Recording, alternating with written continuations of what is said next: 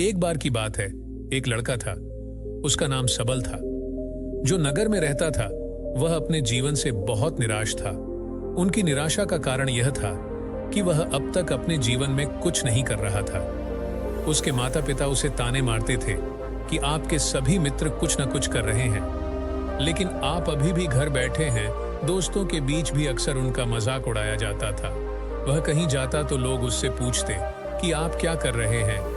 उसे यह बताने में भी शर्म आ रही थी। वह कुछ नहीं कर रहा था। धीरे धीरे उसने रिश्तेदारों से मिलना जुलना कम कर दिया और लोगों से मिलना भी बंद कर दिया। वह ज्यादातर समय घर पर ही रहता है। वह अकेला रोता है और भगवान को कोसता है और अपनी किस्मत को दोष देता है।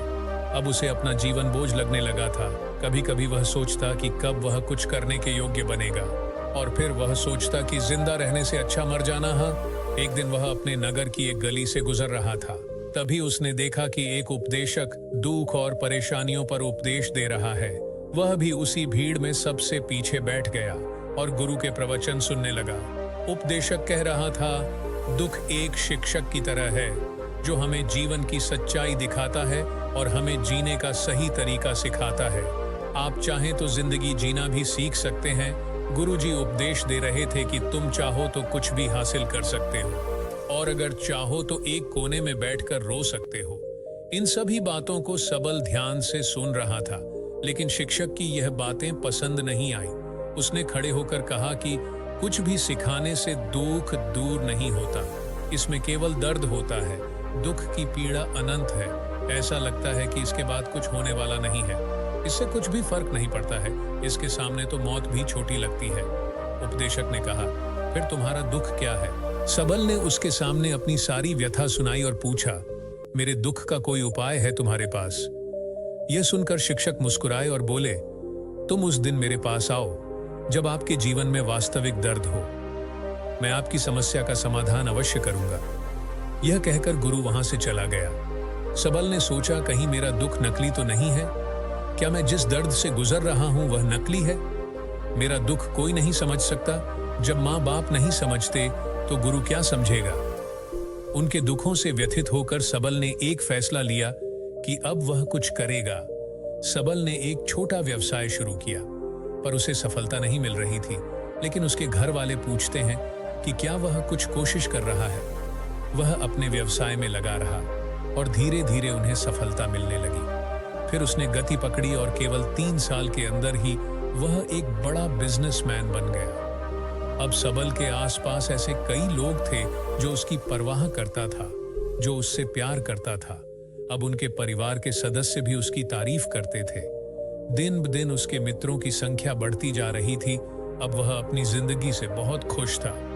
उनके कुछ दोस्तों ने उन्हें सलाह दी कि जब आप एक बड़ा बिजनेसमैन बनकर बहुत खुश हैं, तो सोचिए आपको कितनी खुशी होगी अगर आप इस शहर और इस राज्य के सबसे बड़े बिजनेसमैन बन जाते हैं।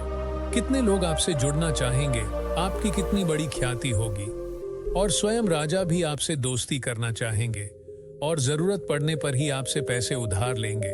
दोस्तों की यह बात सबल के मन में ग्रहण कर गई। अब वह और पैसे कमाने की कोशिश करने लगा, लेकिन उसे यह सब बहुत ही जल्दी चाहिए था। वह समय बर्बाद नहीं करना चाहता था। उनका अधिकांश समय इन चीजों को प्राप्त करने में गलाने लगा। इसलिए वह ऐसे काम करने लगा जो सही नहीं था। उसने बड़ा उधार लेना शुरू कर दिया। उसके दोस्तों से पैसे की मात्रा और अधिक मुनाफा कमाने के लालच में वह अपने माल में मिलावट करने लगा। उसने अन्य व्यापारियों के खिलाफ भी साजिश रची और उन्हें डराया धमकाया। जैसा उसके दोस्त कहते थे वैसा ही करता था। वह इन तरीकों से ज्यादा पैसा कमा रहा था, पर अब उसके जीवन में पहले जैसा चैन न था। उनके मन की शांति गायब हो गई थी और वह रात को सो नहीं पाता था। वह हंगामे में रहता था। वह सब कुछ पाकर भी उन्हें किसी चीज में सुख नहीं मिल रहा था। एक दिन सबल अपनी गाड़ी में कहीं जा रहा था। तभी रास्ते में उन्हें उपदेशक का आश्रम दिखाई दिया। वह रुका और गुरु के पास जाकर बोला, संत, आपने मुझे मेरे पास आने के लिए कहा था जब मेरे जीवन में सच्चा दुख आता है। अब मैं बहुत दुखी हूँ कि मेरी नींद हराम हो गई है। मुझे कहीं भी शांति नहीं मिल रही है। इस प्रकार सबल ने अपनी सारी समस्याएं गुरु को बता दी। गुरु ने कहा, जब तुम पहली बार मुझसे मिलने आए थे, तब भी तुम किसी दुख में थे। आपने उस दर्द से क्या सीखा? सबल ने कहा कि सिर्फ सोचने और चिंता करने से कुछ नहीं होता। आपकी दृष्टि को सच करने के लिए यह कार्रवाई करता है, और सिर्फ काम करने से कुछ नहीं होता, परिणाम भी मिलना चाहिए। जब आपको लगता है कि आपका लक्ष्य हासिल नहीं होने वाला, तब राह में चाहे कितनी भी मुश्किलें आ जाएं, मन कितना भी निराश क्यों ना हो, कितना भी लगता हो कि अब कुछ नहीं होने वाला है, तभी विश्वास करें, मैं जो भी कर रहा हूं उसमें अवश्य सफल होऊंगा। खुद पर ध्यान दो, लोगों पर नहीं। लोग केवल सफल लोगों का सम्मान करते हैं। कोई कितना भी अच्छा क्यों ना हो, वह हमेशा लोगों की नजरों में बोझ बने रहते हैं। यह सब सुनकर उपदेशक मुस्कुराया और बोला, जब आपके पास है तो यह वास्तविक दुख नहीं है। अपने जीवन में वास्तविक दुख आए तब मेरे पास आओ, मैं उसे ठीक कर दूंगा। सबल ने जाते समय साधु को सोने के सिक्कों से भरा घड़ा भेंट किया। गुरुजी ने सबसे कहा कि पहले आप मुझे बताओ, आपने अपने दुख से क्या सीखा? सबल ने कहा कि मैंने वह सीखा जो लोग हमारे जीवन में आते हैं, वह हमारी सफलता और प्रगति के कारण वो हमें धोखा जरूर देंगे, क्योंकि बुरे समय में वे हमारे साथ नहीं खड़े होंगे। वे अच्छे समय में ही हमारा फायदा उठाएंगे और बुरे समय में हमें छोड़ देंगे। उन लोगों पर ही भरोसा करें जो हमारे बुरे समय में हमारे साथ खड़े रहते हैं, लेकिन ऐसे लोग बहुत कम होते हैं। लेकिन जिनके पास है उन्हें उनकी सराहना करनी चाहिए, उनका अपमान नहीं करना चाहिए। मैंने कभी भी किसी के खिलाफ साजिश नहीं रखना चाहिए। अपना काम ईमानदारी और धैर्य से करें और कभी लालची मत बनो। अपने सारे दुख दर्द और अनुभव बयां करने के बाद सबल गुरुजी के सामने आंखों में आंसू लिए बैठ गया। कुछ देर बाद साधु उठे और पेड़ के नीचे एक गड्ढा खोदा और घड़ा निकाल लिया, जो सोने के सिक्कों से भरा हुआ था। उसने सबल को देकर कहा, मेरे पास आओ जब तुम्हारे जीवन में वास्तविक दुख हो। सबल ने अपने शिक्षक को धन्यवाद दिया और उसे प्रणाम करके चला गया। उस पैसे से उन्होंने एक छोटा सा व्यवसाय शुरू किया। अब वह छोटा व्यापारी बनकर भी खुश हैं। उन्होंने पूरी लगन और ईमानदारी से कारोबार किया। जल्द ही वह अपने शहर का एक बड़ा व्यापारी बन गया।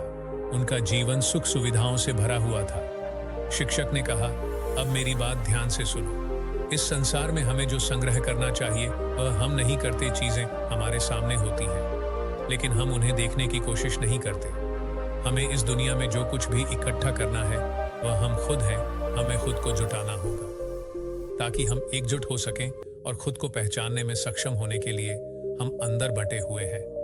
हम प्यार, नफरत, गुस्सा, ईर्ष्या में बटे हुए हैं। क्रूरता, धन, स्थिति, प्रतिष्ठा, सम्मान, पहचान, धर्म, जाति, सैकड़ों हजारों ऐसी चीजों और इच्छाओं में हम विभाजित हैं और टुकड़ों में जीवन जी रहे हैं। इस विभाजन के कारण हमारी चेतना कभी एक नहीं हो सकती। हमारी चेतना शक्ति बिखरी हुई है, इसलिए हमारे पास इतना समय नहीं है, इतनी ऊर्जा नहीं कि हम मुड़ सकते हैं और अपने भीतर देख सकते हैं। दोस्तों, उम्मीद है आपको यह वीडियो पसंद आई होगी। अगर यह वीडियो आपको थोड़ी सी भी अच्छी लगी हो तो इस वीडियो एक लाइक जरूर करिएगा और हमसे जुड़े रहने के लिए इस चैनल को सब्सक्राइब जरूर करिएगा। धन्यवाद दोस्तों।